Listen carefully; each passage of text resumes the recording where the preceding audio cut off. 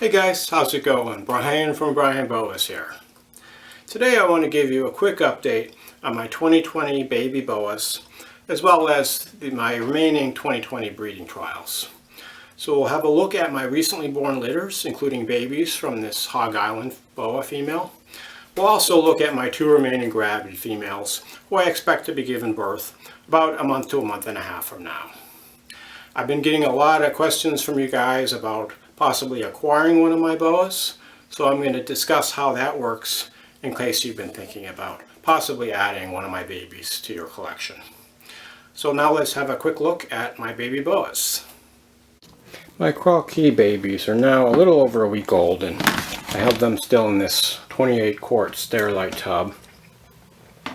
You can see they're just kind of piled up over in the corner here.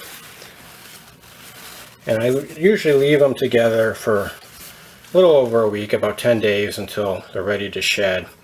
I think that they kind of enjoy each other's company, and it gives them kind of a psychological advantage to be together like this. I think in the wild, when baby boas are born, they often hang around with each other for a while. And this offers some advantages, because if a predator comes through, it might get 1 or 2 of the babies, but most of them will probably get away, so there's likely safety in numbers. So these guys I'm going to keep together again for another few days, and then I'm going to move them into the separate 6 quart Sterilite tubs. But so far so good. You know, once they shed, I'll be able to offer them some food, and hopefully some of them will eat right from the beginning. I imagine that some of these will not, so I'll need to get them feeding before they're ready to go. But got a real nice litter here, some real beautiful babies. I'll probably keep a few for myself.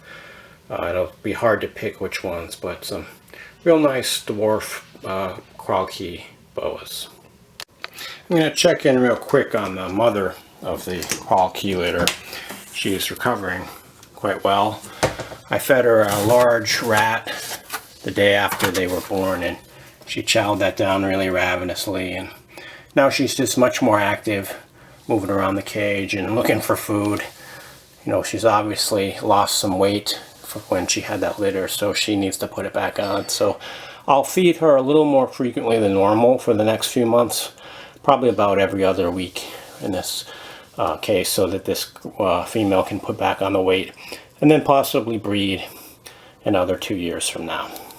Let's have a quick look at my Hog Island babies. These guys are now a few weeks old, and I have them in this rack that holds the 6 quart Sterilite tubs.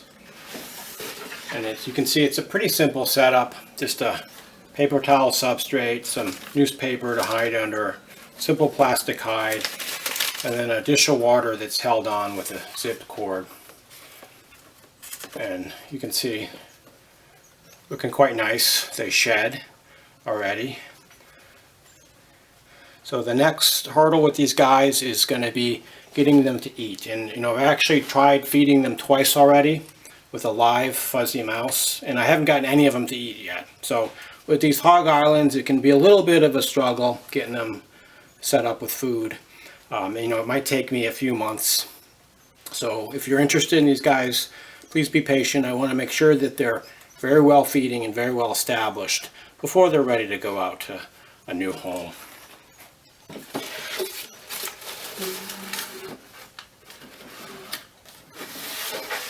These are some really nice animals. This is a pure Sears bloodline from Vin Russo. And you can see these guys are going to look really, really nice when they grow up. They'll have a lot of nice, beautiful colors on them. Hog Island boas. Now let's have a look at my Gravid female Calpa Peruvian true red-tail boa, which is a litter I'm certainly very excited about.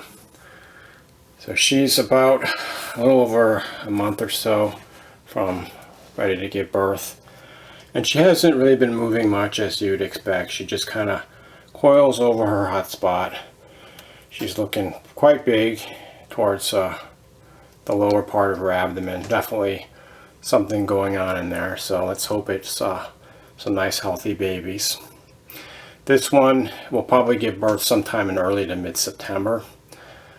And it'd be really great if we had a nice healthy litter. I did have this female have slugs 2 years ago with a different male, But I'm hoping that this new male got the job done and we'll see some nice, beautiful babies. So again, I expect that this one will probably give birth sometime in the early to mid-September time frame. But with the true red tails, they can sometimes vary a bit. You know, they'll give birth a little after 105 days after the post-ovulation shed, sometimes up to, you know, 2 to 3 weeks or so, but we'll have to see. So I do feed my gravid females about once a month or so when they're gravid, smaller than normal size rodent. And for the last month and a half or so, I don't feed them. So she got her last meal just last week. Let's check out my other remaining gravid female. And this is a Suriname true red-tailed boa. And like the Peruvian, she hasn't been really very active or doing very much lately. She's just kind of hanging out on her hot spot, you know, in this coiled position. You can see she's just kind of coiled up. I don't want to disturb her too much, but she's looking really thick, like especially towards the posterior third of her abdomen. Just definitely looking like she's swelling up even more, so hopefully some nice babies developing in there. And this one, I actually fed her last meal last week as well, so she won't have any additional feedings until she gives birth, which hopefully will be sometime around the second week in September roughly, but it can vary by a couple weeks. Usually, sometimes it takes a little longer than would be predicted by the post-ovulation shed. So really looking forward to this litter. I didn't have any Surinames last year, but hopefully this year I'll have a nice litter of Surinames, which are definitely one of my top favorite locality boas.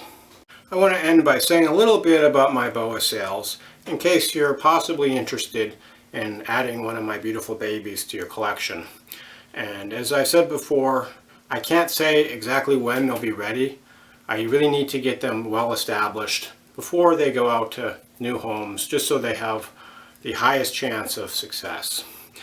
So in general, it takes at least a month and a half to 2 months to get the baby boas feeding and established. But with the island boas like the Crawlkey and Hog Island, frequently they take a little bit longer. So please be patient. They'll be available as soon as they're ready to go. A lot of you have been asking about waiting lists, and I don't do waiting lists. It's really nothing personal. But in the past, I've tried doing waiting lists, and I would compile this big list of people, and then when the day finally arrived, when I had the babies ready to go, I got in touch with all of them, and most of them didn't bother responding at all. A few of them told me they were no longer interested. So it's really not expedient for me to compile this waiting list, and it also keeps people who are ready to acquire a boa waiting. So I don't do the waiting list. It's a first come, first serve once the animals are ready. And I'll be giving regular updates on these videos, so please stay tuned if you're possibly interested to see when these animals come available. I do payment plans, so if you don't have all the money available when they're ready, I can hold an animal for you with a 25% non-refundable down payment. And typically I would expect the remainder to be paid off within about 3 months, but I'm really flexible, so I'm sure we can work something out if you're really excited about acquiring one of these animals. And I wanted to show you the father of the Suriname litter that I'm expecting. And this is one of my favorite boas. This guy was born here in 2014, and he was a definite standout. Just a really super clean pattern and really nice symmetrical, perfectly peaked saddles. Beautiful tannish, pinkish color. Just a real nice boa. Take a look at his tail. He's got this long, real clean, bright red tail. You know, everything you're looking for in a classic Suriname true red-tailed boa. So with any luck, his baby should be born sometime in early to mid-September. So please stay tuned, and hopefully I'll have some exciting news to announce in a little bit. So I thank you for watching. I hope this video was helpful. And if you have any questions or comments, feel free to reach out to me. Enjoy your boas.